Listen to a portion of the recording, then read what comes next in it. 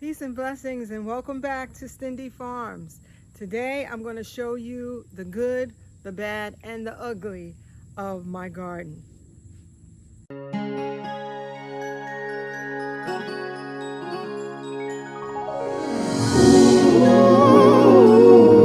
Stindy Farms.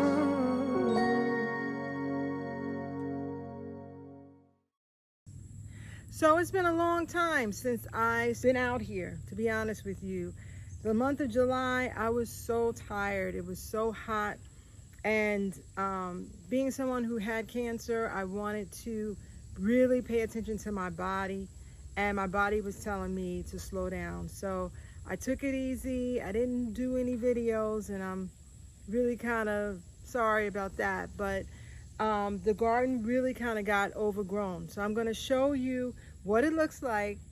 Don't judge me, but I'm also going to show you some of the things, the mistakes that we made and things that we want to improve and do better next year. So come on. So what I noticed is the pumpkins and the watermelons really took off. I mean, they took over. And so we let them go. I did not cut back any of these vines. So we have quite a few watermelons in the garden. And the funny thing about nature, Mama, is that whenever you don't, weed or do anything, she's gonna take it back, okay? So we have so much dogwood, or dog fennel rather, growing in the yard. So this is the dog fennel, and it's absolutely everywhere. Everywhere. As you can see, more dog fennel, and my oregano withstood the test of time. What I'm noticing about the soil down here is it's extremely dry, and it's just me. I don't have like a watering system, so I was coming out here every morning and watering, and that kind of fell by the wayside. So stuff is kind of dying back. I have some tomatoes here that really produce well. We got tomatoes for days. But as you can see, I need to probably cut all of the dead branches off so that I can kind of save these plants and give them more opportunity to be healthy. My peppers this year didn't do that well. I would probably plant them somewhere different in the yard. These are the cayenne peppers, and I didn't get, maybe I got one or two. And the sweet peppers, I got maybe one or two this year, but they're still blooming, as you can see. So, and it's mid-August, so they still have an opportunity to produce some fruit. Anyway, these were good. Pepperoncinis. These were good. And also the, were they habaneros or? Scotch bonnets? No, those weren't Scotch bonnets. Those were, they were hot peppers. I can't think of the name. But they did well too. So we got a lot. We've harvested a lot off of these plants as well. In there. The thyme and the sage, they hung in there. We had a lot of ground cherry plants to pop up everywhere. And, I've been using them. You wait till they kind of fall off. This is one that's good. And you just have to take this little peel off. And I've been pickling them, so I'm going to see how they taste. For me, these, on their own, they didn't taste that good. When I plant the ground cherries, I usually do the pineapple ones, which are really sweet.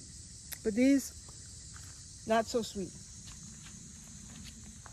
So like I said, my melon patch, as you can see, is dying back. We harvested most of the melons that were in here.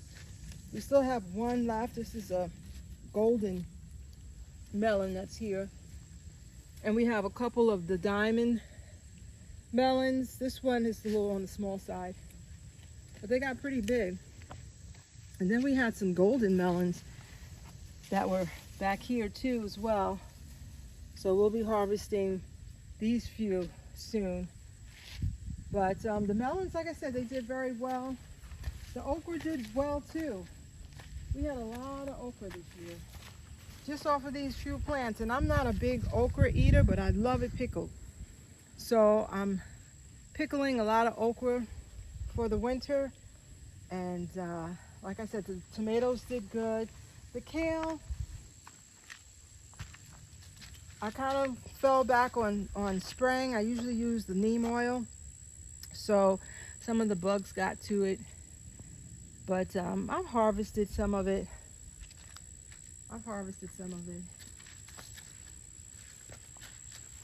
And what we've noticed here is this soil right here and over by the teepees is really, really, really dry. And we even put down some wood chips to try to, you know, maintain some of the moisture, but it didn't seem to work. So I'm thinking for next year, we're gonna just build a greenhouse on this side, move these teepees to another side of the property, and just maintain this area for the teepees, because nothing really grew back here. Everything was kind of small. I have one tiger melon that's hanging on, but as far as anything else, you know, we didn't get a good crop here. And this is the day after it rained, and it's still completely dry. And we've amended this soil several times, but nothing.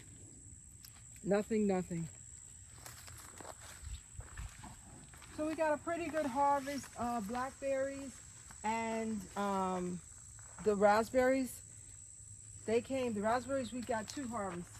So this is a sawtooth blackberry. I will never buy another blackberry plant because this, like the dog fennel, grows everywhere. So this is just, you know, a volunteer plant that came through, and I think I had bought 2 of them on sale that I saw. But like I said, they grow everywhere. There's one here, and there's one here too near my blueberry plant. So these are plants that grow really prolific down here in Georgia, and I would never buy another one. Passion fruit grows everywhere. So this is the passion fruit, and what I found out just from my observation is that when it has the little tentacles, that's passion fruit. But I'll show you another plant that looks very similar to that, and that's the sassafras root, or the sassafras plant. It looks very similar, but it doesn't have the tentacles, and that's the way I tell them apart. So this is a passion fruit, and I actually bought this plant. It was only $5, but I bought the plant not realizing that this passion fruit grows everywhere in my yard. It is absolutely everywhere, and it was no need for me to purchase any of them because they grow prolific on this property. So I would never buy them again. And as I was saying, the passion fruit has the little tentacles that hang on, and this here looks almost identical, but this is actually a sassafras plant. And the only way I can tell them apart is that this one doesn't have the tentacles on it, but that's another plant that grows very prolific in this area. So my pumpkin patch, and the pumpkins did horrible here. As you can see, the leaves are very small. They never really produced. I think I got 2 pumpkins out of here. And there were voles that were living, and I don't know if you can see any of their tunnels, but they were living under this soil. And every now and then I would come out and one of the plants would be, the roots would be chewed up. So I think this area for next year, I'm going to cardboard and put amended soil on top. I'll keep this as the pumpkin patch because I like the fact that these vines can really take off and they can grow downhill. But this soil up here, even though I amended it, didn't produce much. But where the pumpkins and the squash plants really took off was on this side of the garden. I mean, they took over. As you can see, they go all the way down to the driveway. And we've gotten a lot of pumpkins from here, a lot of squash from here. But the problem was we had other plants that we planted, and they kind of choke things out. So I would then plant all of the squash on that side, all of the pumpkins on that side, and even the watermelon, so that it would give them room to grow and to really expand down the hill. But these are our fig trees, and what I would do here is I space them too close. So I think when they, go into like hibernation, I'm gonna pull some and move them across so they'll have better room and aeration to grow. But we're getting a lot of figs now. We have a lot of figs on this plant here.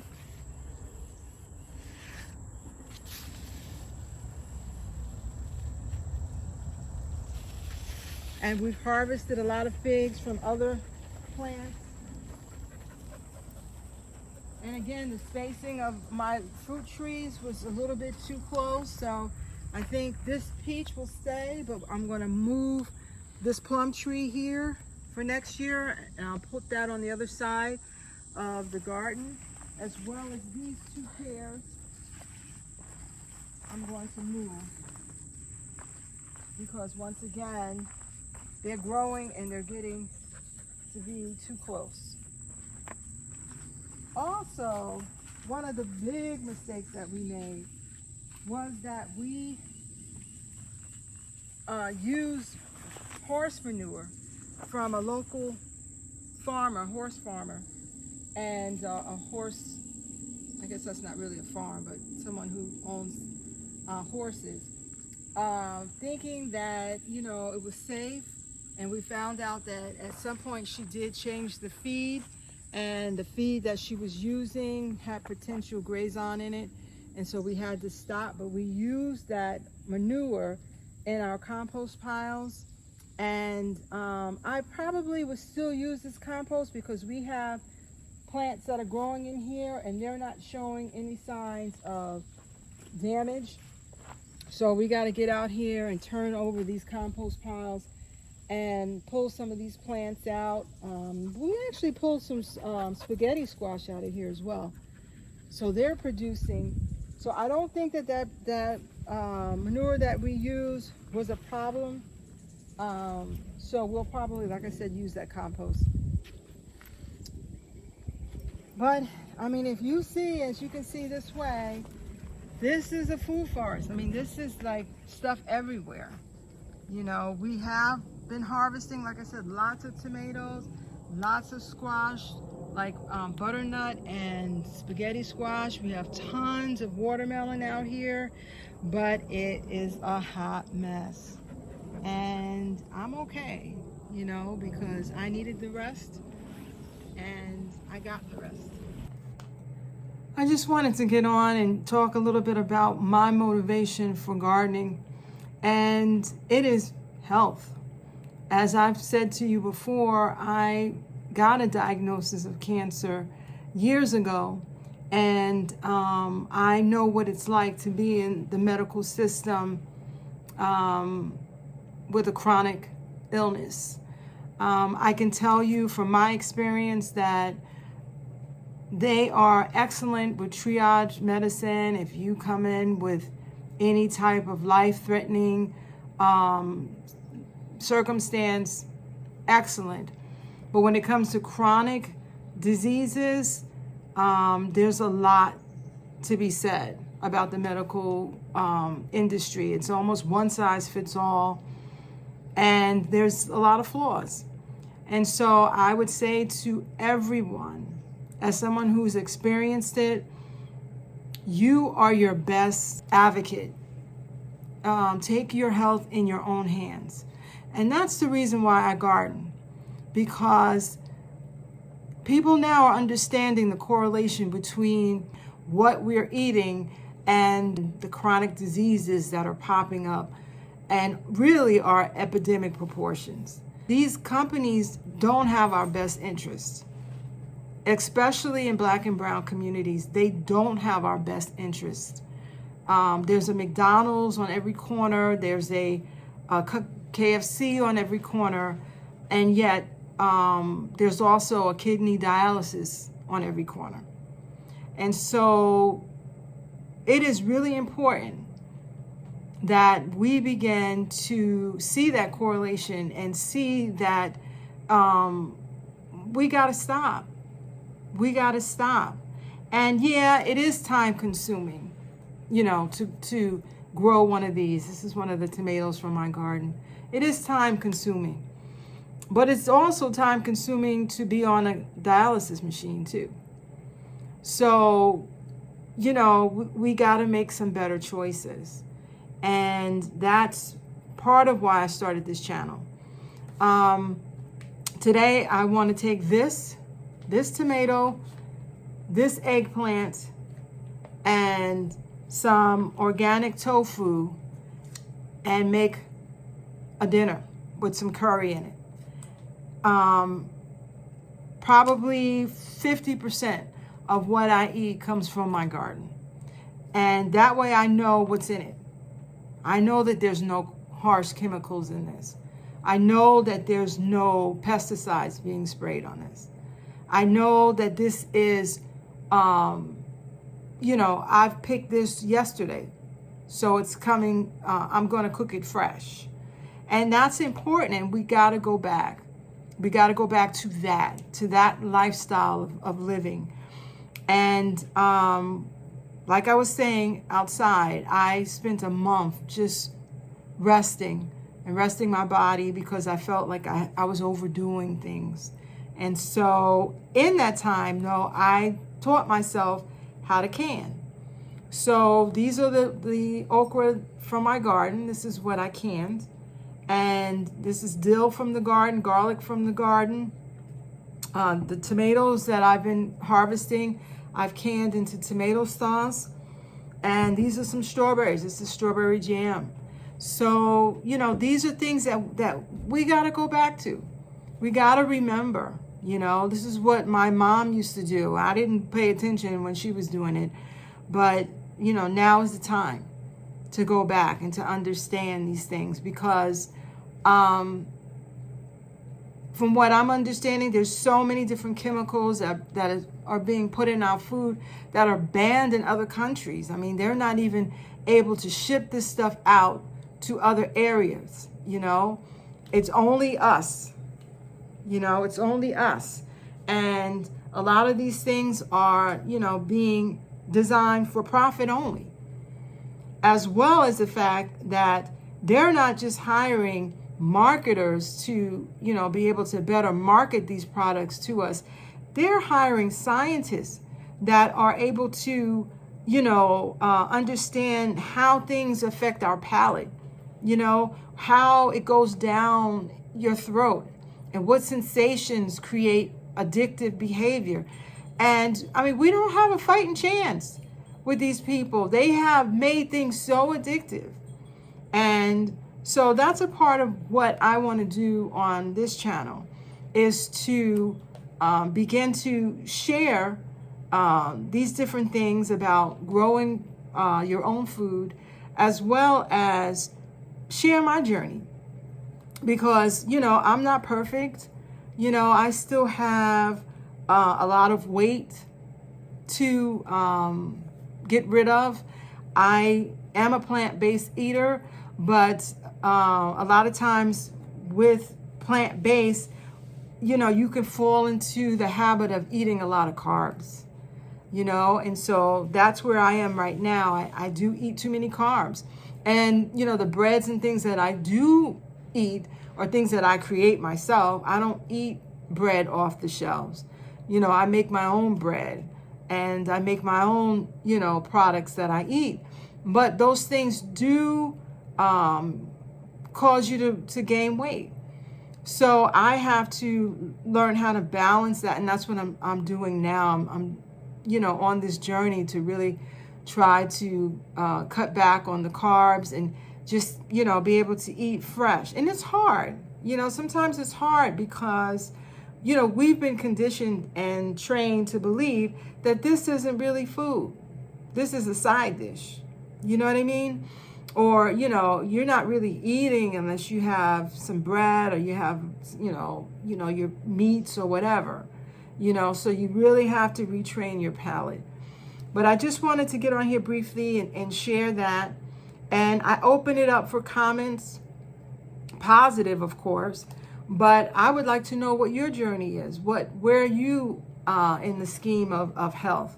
And, so I do welcome your comments. Please like and subscribe this video as always.